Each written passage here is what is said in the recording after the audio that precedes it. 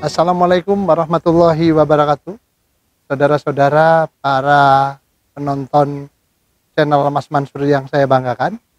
Eh, Pagi ini kita bertemu lagi untuk menceritakan satu informasi sejarah yang mungkin agak berharga, yang ingin saya sampaikan kepada saudara-saudara sekalian. Nah, yang perlu diketahui bahasanya biasanya pada akhir September begini banyak orang menceritakan bagaimana kebesaran PKI, bagaimana eh, orang juga menceritakan pengkhianatan PKI juga, dan juga orang biasanya menceritakan berita-berita juga pembunuhan korban-korban PKI. Tapi hari ini saya akan berbicara dalam sedikit yang berbeda. Nah, saya ingin menceritakan ada sebuah analisa yang akan kita sampaikan bahwa memang pada tahun setelah 48 pasca PKI dihancurkan di Madiun, PKI sudah rontok. Ternyata PKI kemudian bangkit kembali, saudara-saudara, pada tahun 51.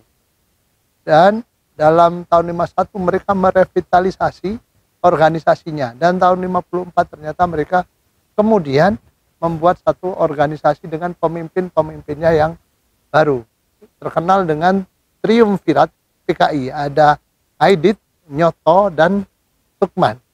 Nah, triumvirat ini kemudian menyingkirkan para tokoh-tokoh PKI senior.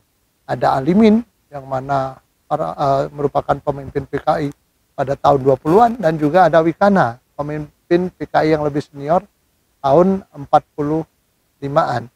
Nah, kemudian triumvirat Aidit, Nyoto, dan Lukman ini memasuki tahun 55 mengarungi yang namanya pagelaran politik dalam pemilihan umum 55. Partai Komunis Indonesia di bawah pemimpin yang muda-muda itu, 3 orang itu, kemudian mampu meraih tempat yang cukup mengejutkan. Karena PKI baru tahun 51 berdiri kembali, 54 merevitalisasi, dan tahun 55 ternyata meraih posisi keempat. Bayangkan saudara-saudara, di sini menurut data pemilihan umum 55, PNI mendapatkan 8,4 lebih suara atau 22%. Nah, Partai Masyumi sebagai partai yang diunggulkan sebenarnya agak kurang mengejutkan karena menempati urutan kedua dengan perolehan suara 7.900.000 lebih atau 20,9% suara. Nah, ini yang cukup mengejutkan. Nahdlatul Ulama sebagai pecahan dari Masyumi. Nahdlatul Ulama itu berpecah dengan Masyumi dan kemudian membentuk partai sendiri, dan pada tahun 1955 ternyata bisa meraih suara 6,9 juta lebih atau 18,4%.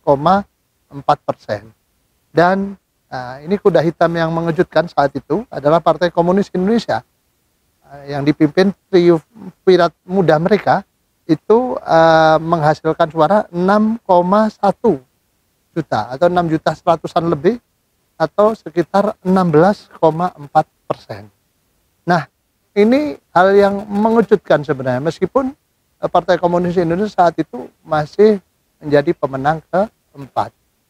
Dan selanjutnya dalam pergelaran untuk mendapatkan kursi jabatan menteri, ternyata Partai Komunis Indonesia meskipun besar tidak pernah diajak untuk bekerja sama dengan partai-partai yang lain. Misalnya dalam kabinet Ali Sastro Amijoyo tahun 55 tidak mengikutkan juga orang-orang Partai Komunis. Kemudian juga kabinet Burhanuddin Harahap dan sebagainya. Mereka tidak pernah mengikut sertakan orang-orang Partai Komunis Indonesia, termasuk nantinya kita melihat di kabinet Juanda. Namun sebelum kita menganalisa tentang perolehan kursi kabinet, setelah kita tahu perolehan kursi Partai Komunis Indonesia, ternyata yang tidak banyak diketahui ada pilkada.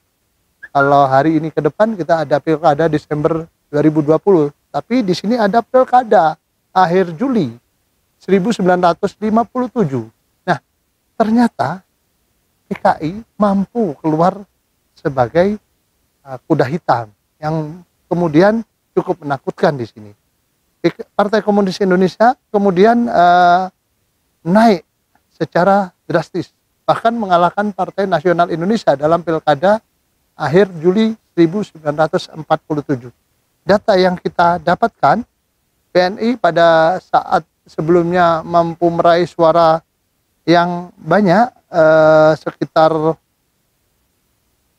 30,5%, kemudian turun menjadi 24,8%. Dan PKI yang pada awalnya cuma 24,24%, kemudian naik menjadi 30,9%. Itu pilkada yang ada di DKI Jakarta ya. Sehingga kita ketahui bahwa PKI ini cukup berbahaya kalau dibiarkan merajalela pada saat itu. Namun ternyata Bung Karno sebagai pemimpin bangsa Indonesia, kenyataannya Bung Karno di hadapan media bisa saja Bung Karno seolah-olah dekat dengan orang-orang Partai Komunis Indonesia. Namun ternyata kenyataannya sangat jauh berbeda. Bung Karno ternyata tidak pernah memberi ruang Partai Komunis Indonesia duduk dalam kabinet. Contoh, Kabinet Juanda. Kabinet Juanda ini dibentuk tahun 1958. Nah, Kabinet Juanda ini kemudian melakukan satu pembentukan kabinet yang mana Kabinet Juanda ini membentuk koalisi atau membentuk kabinet-kabinet yang namanya kabinet kerja profesional. Ternyata PKI tidak dilibatkan dalam kursi-kursi kabinet Juanda. Nah, ketika Bung Karno sendiri setelah dekrit, Bung Karno sendiri memimpin pemerintahan, ternyata meskipun berbaik dengan PKI dalam pembagian kekuasaan, Partai Komunis Indonesia tidak pernah dilibatkan terlalu jauh. Contoh di sini ada, kita lihat di kabinet kerja yang pertama, jumlahnya 45 orang menteri. Kita lihat Bung Karno ternyata mengangkat tokoh-tokoh militer. Ada 12 menteri dari militer dan ternyata PKI cuma 2. Nah, ini hal yang mungkin menarik bagi saudara-saudara.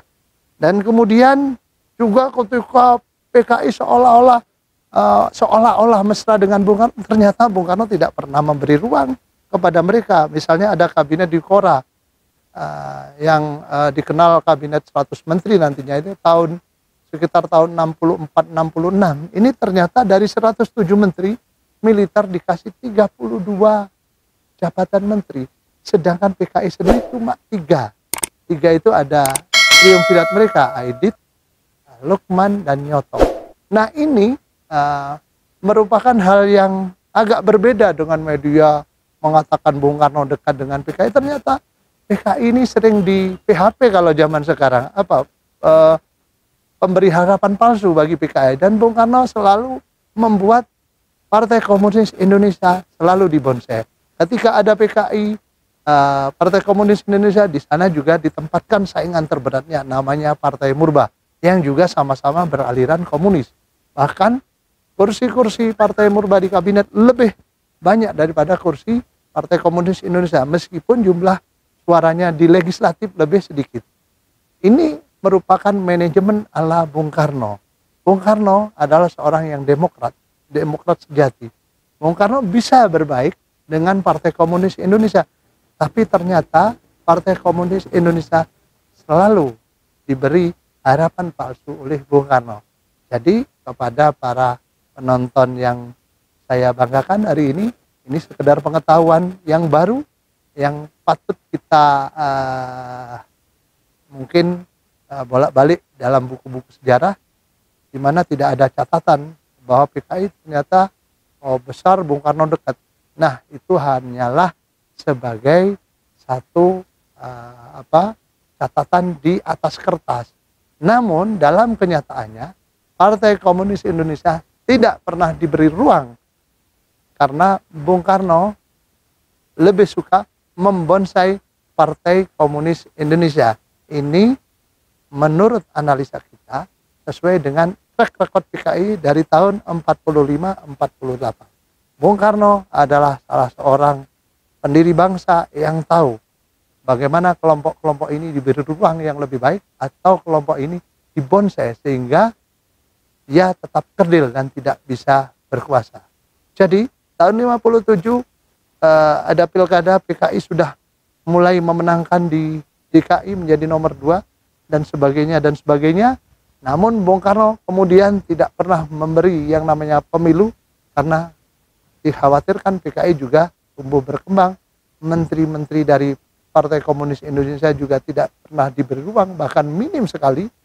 Itu yang terjadi dalam kenyataan. Dan kita bangga bahwa ternyata analisa Bung Karno benar.